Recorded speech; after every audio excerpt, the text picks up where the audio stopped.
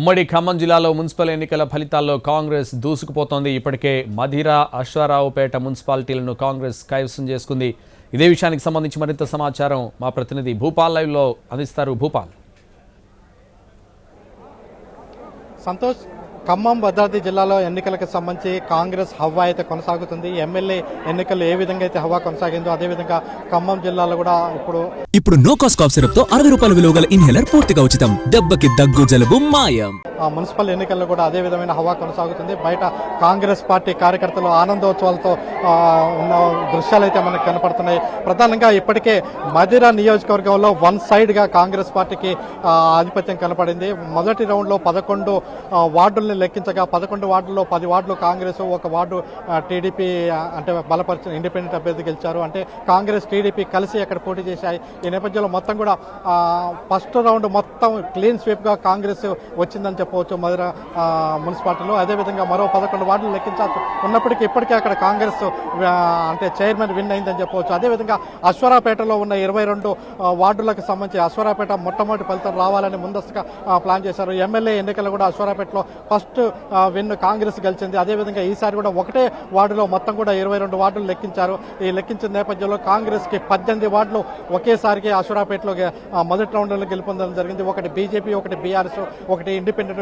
గెలుపొందడం జరిగింది. మొత్తం అశ్వారావుపేట మొత్తం కూడా కాంగ్రెస్ కైవశం అయిందని చెప్పవచ్చు.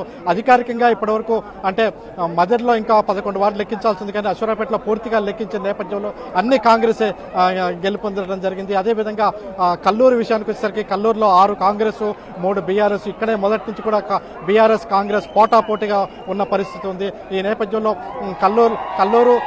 కల్లూరులో కాంగ్రెస్ బీఆర్ఎస్ పోటా అంటే అప్పర్ హ్యాండ్ కాంగ్రెస్ కొనసాగుతున్న పరిస్థితి ఉంది. అదేవిధంగా సత్తుపల్లి విషయానికి వచ్చేసరికి ఇప్పటివరకు రిజల్ట్స్ అయితే రావట్లేదు. వచ్చిన రిజల్ట్ ఒకటే ఒక రిజల్ట్ వచ్చింది. ఆ రిజల్ట్ కూడా కాంగ్రెస్ కు అనుకూలంగానే సత్తుపల్లిలో వచ్చింది. ఇక వైరా విషయానికి వస్తే వైరాలు కూడా పోటీ ఇచ్చామని చెప్పుకున్న బీఆర్ఎస్ కు ఇప్పటి వరకు ఖాతా తెరవని పరిస్థితి.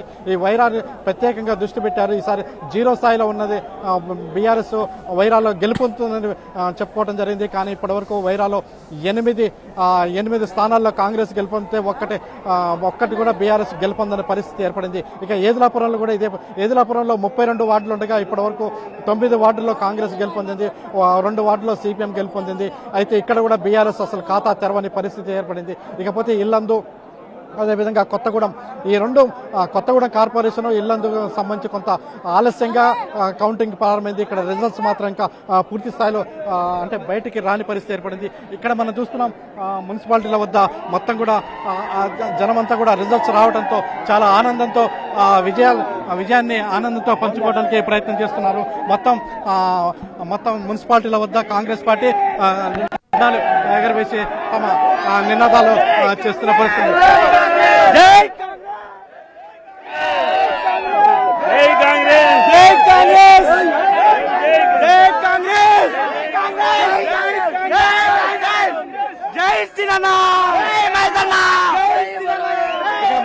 మొత్తం కూడా కాంగ్రెస్ క్యాడర్ అంతా కూడా దాదాపుగా ఏదులాపురంలో కూడా ఇప్పుడు అంటే 32 వార్డులు ఉన్నప్పటికీ అందులో 1 వార్డు కాంగ్రెస్ యునానిమస్ గా గెలిచింది. ఆ తర్వాత ఇప్పుడు జరిగింది కేవలం అంటే 1వ రౌండ్ మాత్రమే జరిగింది. 2వ రౌండ్ లో కూడా అంటే 1వ రౌండ్ లో 50%, అదేవిధంగా 2వ రౌండ్ లో మరో 50% అంటే వార్డుల్ని కౌంటింగ్ చేస్తున్నారు. అయితే ఈ కౌంటింగ్ లకు సంబంధించి మొదటి రౌండ్ లో జరిగిన అన్నింటిలో కూడా దాదాపుగా మనం ఇప్పుడు చెప్పుకున్న వాటిలో అశ్వారావుపేట పూర్తిగా కాంగ్రెస్ విన్ అయింది. అదేవిధంగా మదర్లో కూడా అధికారికంగా రాకపోయినప్పటికీ ఇంకొక ఓటు వస్తే కాంగ్రెస్ చైర్మన్ వచ్చినట్టే. అయితే ఇంకొక కౌన్సిలర్ గెలిస్తే కాంగ్రెస్ కూడా అక్కడ గెలిచినట్టే. అంటే మొత్తం మదర్లో దాదాపుగా 22 ఉంటే 20కి పైగా కాంగ్రెస్ గెలుస్తుంది అనే ప్రచారం అయితే 20 వరకు కూడా గెలిచే విధంగా చేసుకున్న పరిస్థితి ఆ విధంగా వస్తుందని చెప్తున్నారు.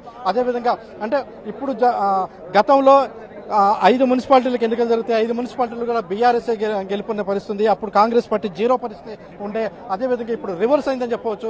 ఆ రోజు అంటే బీఆర్ఎస్ అధికారంలో ఉన్నప్పుడు కాంగ్రెస్ పార్టీలో ఎట్లా రివర్స్ అయిందో ఇప్పుడు కాంగ్రెస్ అధికారంలో ఉన్నప్పుడు బీఆర్ఎస్ పరిస్థితి కూడా అదేవిధంగా రివర్స్ అయిన పరిస్థితి. బీఆర్ఎస్ కు సంబంధించి ఎక్కడ కూడా సరైన ఖాతా తెరుస్తున్న దృశ్యాలు అయితే తెరుస్తున్న పరిస్థితి అయితే మనకి కనపట్లేదు.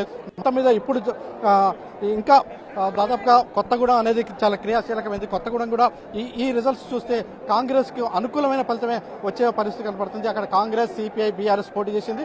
అయినప్పటికీ కాంగ్రెస్ అప్పర్ హ్యాండ్ ఉంటుందని భావించారు. కానీ ఈ రిజల్ట్స్ అన్ని చూసిన తర్వాత అక్కడ కూడా కాంగ్రెస్ వన్ సైడ్ గా కొత్తగూడెం కూడా వచ్చే పరిస్థితి కనపడుతుంది. ఈ మధిర వైరాని డిప్యూటీ సీఎం బట్టి విక్రమార్క కాన్సన్ట్రేట్ చేసి అక్కడ గెలిపించడానికి ప్రయత్నం చేశారు. అదేవిధంగా ఏదులాపురం, కొత్తగూడెం, ఇల్లందు, అశ్వరాపేట లో మంత్రి పొంగులేటి శ్రీనివాసరెడ్డి ఆరు మున్సిపాలిటీలో మంత్రి పొంగులేటి శ్రీనివాసరెడ్డి కాన్సన్ట్రేట్ చేశారు. అదేవిధంగా చివరిలో మంత్రి తుమ్మల నాగేశ్వరరావు మధ్య అంటే సత్తుపల్లి, కల్లూరులో కూడా ప్రచారం చేసిన పరిస్థితుంది. కాంగ్రెస్ పార్టీకి సంబంధించి మంత్రులందరూ కూడా ప్రతిష్టాత్మకంగా తీసుకుని ఎన్నికల ప్రచారం నిర్వహించారు. మొత్తం మీద ఈ రిజల్ట్స్ చూస్తే మొత్తం 7 మున్సిపాలిటీలు, 1 కార్పొరేషన్ కాంగ్రెస్ అయితే కైవసం చేసుకునే పరిస్థితి కనపడుతుంది. మొత్తం 12 గంటల తర్వాత పూర్తి స్థాయి రిజల్ట్స్ వస్తుంది. సంతోష్.